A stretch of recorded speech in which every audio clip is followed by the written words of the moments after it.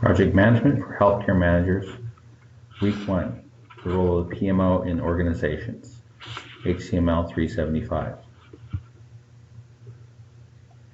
This section is about understanding the role of the PMO in the organization, especially the ways that PMOs are structured within healthcare.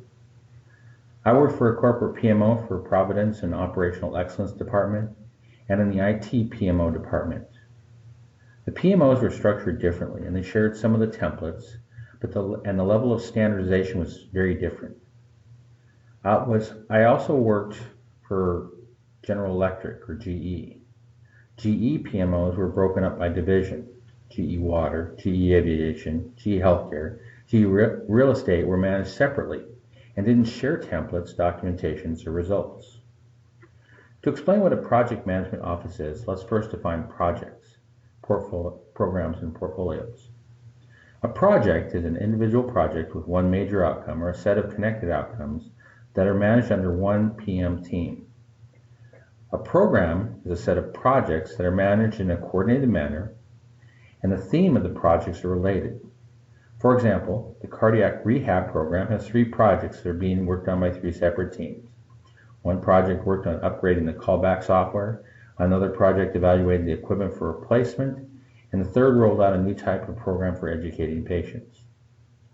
A portfolio is a collection of projects that are managed under a set of standards and may have some of the same leadership or align to specific strategies, but the projects themselves are not interdependent. The IT PMO at Providence acted more like a portfolio manager because the documentation was the same, but the projects were very diverse. There are 3 styles that characterize the approach and level of involvement. The most common in healthcare is the supporting style. The templates and standards are shared, and there may be a common repository, but the level of control is low. There are few audits and lots of variation in the process. The next level is controlling, where there is a higher level of compliance to the standards and the degree of control is moderate. The style with the highest level of control is a directive style. The project managers are directly managed by leaders in the PMO. Compliance is monitored, it's controlled, as well as job performance. The function of the PMO is to manage the shared resources in the project management. PMOs usually have a library of templates and documents to use and may provide a unified repository for projects. MS Project is typically used to manage at the project level, but there are other programs such as Instantis or PR3 that are used for tracking projects at an enterprise level. Instantis is an Oracle product that project managers can use to build charter and track status. PR3 is a modified SharePoint site that includes project auditing functions. Both of these repositories store project information and track progress.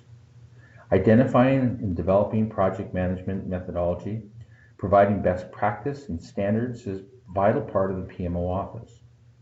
Typically, there is a training program that helps to align project managers within a PMO to fill out and store documents in the same way, and will drive compliance using those same standards.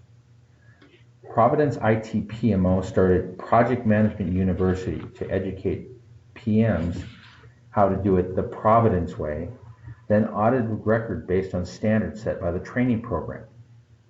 The PMO leadership was responsible for updating any policies and procedures, and we use any updates in policies or organizational standards to create a new class for the PMU.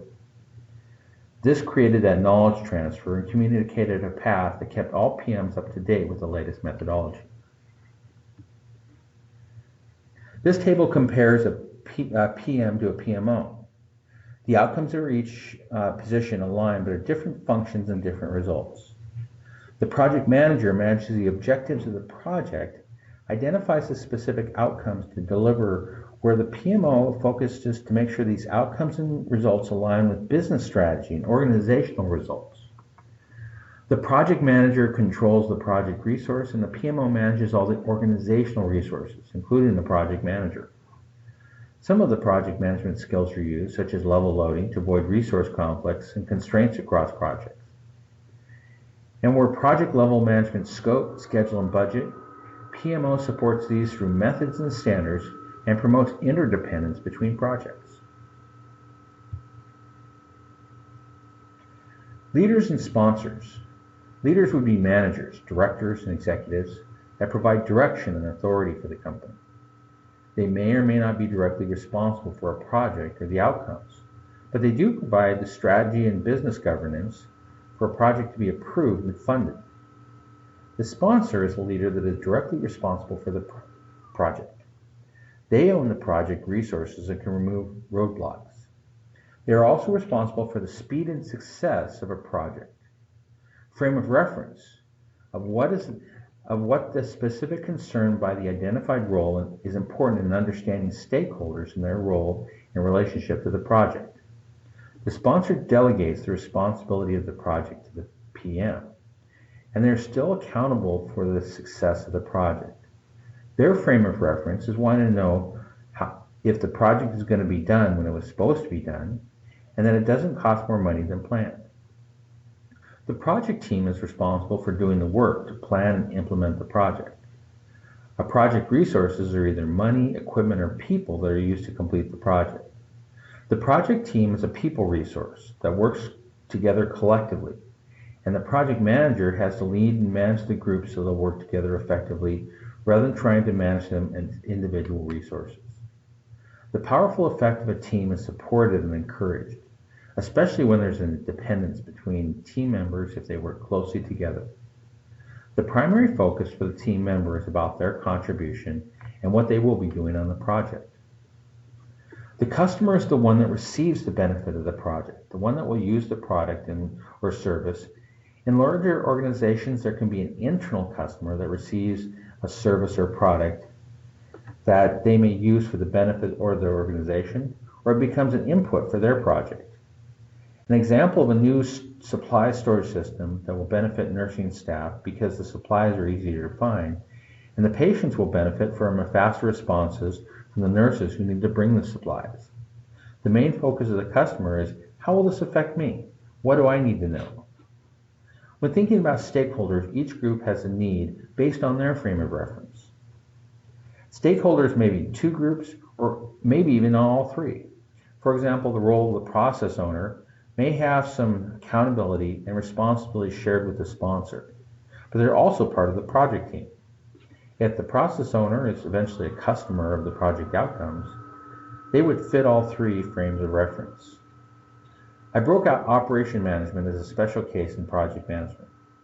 If the project management team is engaged to be a resource for the project, the operations management will eventually own the product and service, and they need to be engaged to support the transition of the project outcomes to an operational process. The handoff to operations is important in sustaining good project outcomes. Engagement of the operational management is vital to sustainability. In this section, we compared projects to programs to portfolios. Then we reviewed the styles of PMO that range from little or no control to very controlling. Then we broke down the function of the PMO and compared a PMO to the function of the project manager. We finished up with a review of project stakeholders.